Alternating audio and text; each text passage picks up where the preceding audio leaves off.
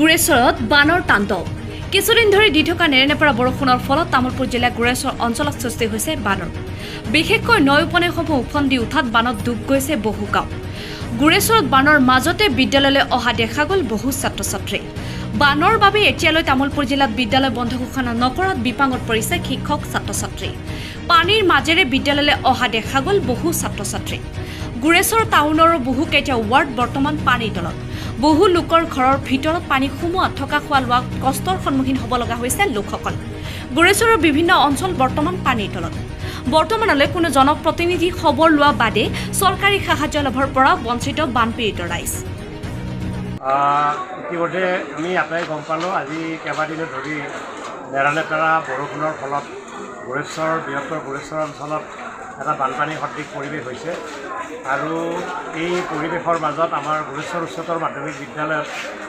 আমি কাহানিও নেদেখা অভাৱনীয় পৰিস্থিতি এটা সৃষ্টি হৈছে সকলোফালে পানী স্কুলৰ কম্পাউণ্ডত পানী হৈছে ক্লাছৰুমলৈকে পানী সোমাইছে ফিল্ড গোটেইখিনি পানীৰ তলত এতিয়া বৰ্তমান ডুব গৈ আছে আমাৰ ছাত্ৰ ছাত্ৰীসকল আহিব পৰা নাই আহিব পাৰিছে যদিও উভতি যাব লগা হৈছে আৰু ক্লাছ কৰাৰ পৰিৱেশ একেবাৰে নাই বহুতো যিহেতু আমাৰ গাঁও অঞ্চলতো পানীয়ে পানীৰ তলত গৈ আছে গতিকে ছাত্ৰ ছাত্ৰীসকলো আহিব পৰা নাই তথাপি কষ্টৰ মাজেৰে কিছু ছাত্ৰ ছাত্ৰী আহিছে আমি চাওঁ কি কৰিব পাৰোঁ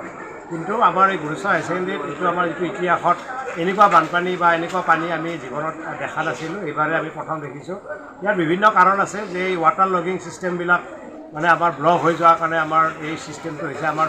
গুৰেশ্বৰৰ যিটো নদী বৈ গৈছে সোণাজান নদী সুন্দৰ এটা পানী নিষ্কাশন ব্যৱস্থা কৰিব পাৰি যদিও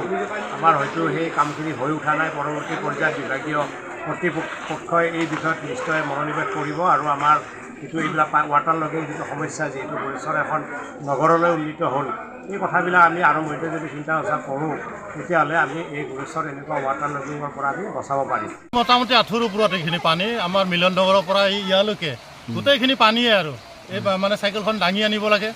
চাইকেলখনটো গোটেইখিনি তল যায় ঠিক তেনেকৈ আহি আছোঁ মানুহখিনি বহুত অসুবিধা হৈছে ল'ৰা ছোৱালীবিলাক একদম পানীত তলত আছে এনেকুৱা কাপোৰ চাপোৰ গোটেই তিতি গৈছে আৰু এনেকুৱা উপায় নাই আৰু কিমান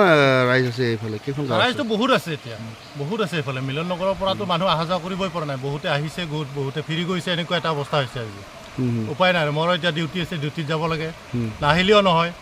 এতিয়া আহিবলগীয়া হৈছে আৰু উপায় নাই আৰু কি কৰিব গাঁওখনৰ নাম কি কয় এইটো ৰামচা বুলি কয় আগৰখিনি পদমণি বুলি কয়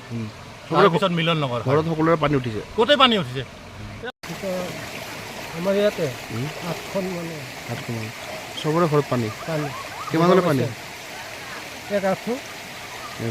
কেনেকৈ আছে মানুহবিলাক থাকিব পৰা নাই আৰু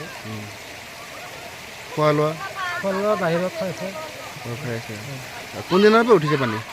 কেতিয়াৰ পৰা পানী উঠিছে আজি ৰাতি 12:30 পৰা 12:30 পৰা